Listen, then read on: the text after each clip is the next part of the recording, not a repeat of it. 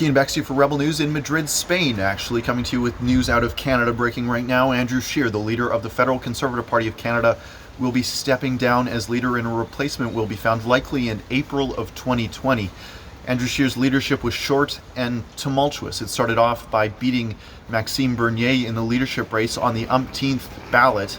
Maxime Bernier was winning ballot after ballot, the plurality of it at least, until Andrew Scheer won on the final ballot and ended up seizing control of the party of Harper.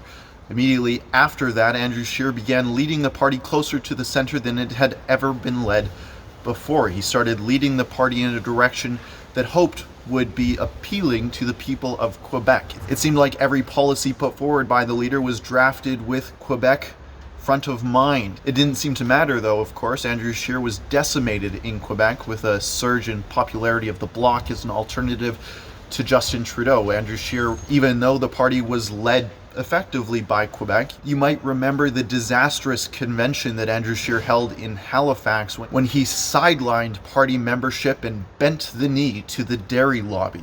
Documents revealed by me, actually, before I worked for Rebel News showed that Andrew Scheer was in the pockets of the dairy cartel the whole time, and it didn't matter what his membership said.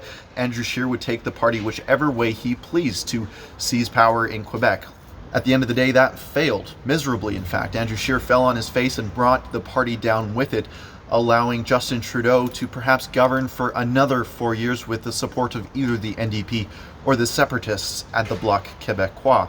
Andrew Scheer was never a particularly inspiring leader. He lacked charisma. His claim to fame was that he was Harper with a smile, but that was about it.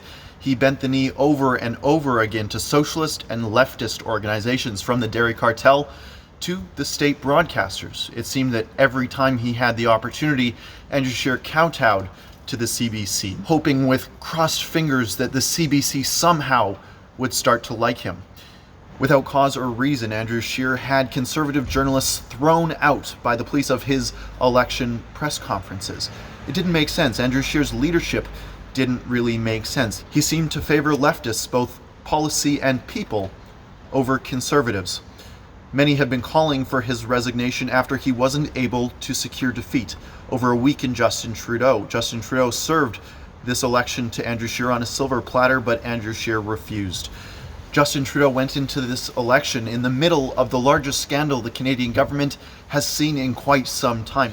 In light of blackface, in light of SNC-Lavalin, the largest scandal the Canadian government has seen in decades, in light of Justin Trudeau groping a young reporter, in light of deteriorating relationships with countries around the world, India, the Philippines, the United States, China, and many more, Andrew Scheer was not able to capitalize on this completely weakened Prime Minister. If Andrew Scheer could not have beaten Justin Trudeau then, members of the Conservative Party were asking themselves, what more could Trudeau do to hand the keys of Langevin Bloc to Andrew Scheer? Kill a man? Be entangled in the Jeffrey Epstein saga somehow? My guess is that Justin Trudeau's weakest point has come and gone, and it looks like Andrew Scheer has finally come to accept that. Now the question that Conservatives must ask themselves is, who will they replace Andrew Scheer with? Someone just as milquetoast and centrist and Quebec-oriented as Andrew Scheer? Or will they finally choose someone with charisma, someone unashamedly conservative, someone who will govern to the right, for the West? Maybe someone who will not bend the knee to every mainstream media journalist who spouts their fake news, accusing them of nonsense for not being liberal enough or Torontonian enough or progressive enough for their liking. We'll have to see, and we'll see, hopefully, in April. For Rebel News in Madrid, Spain, I'm Keean Bexte. Thank you so much for watching our coverage here at Rebel News. Please be sure to like and subscribe to us here on YouTube. Click the notification bell right beside the subscription button so you can stay up to date with everything as it happens.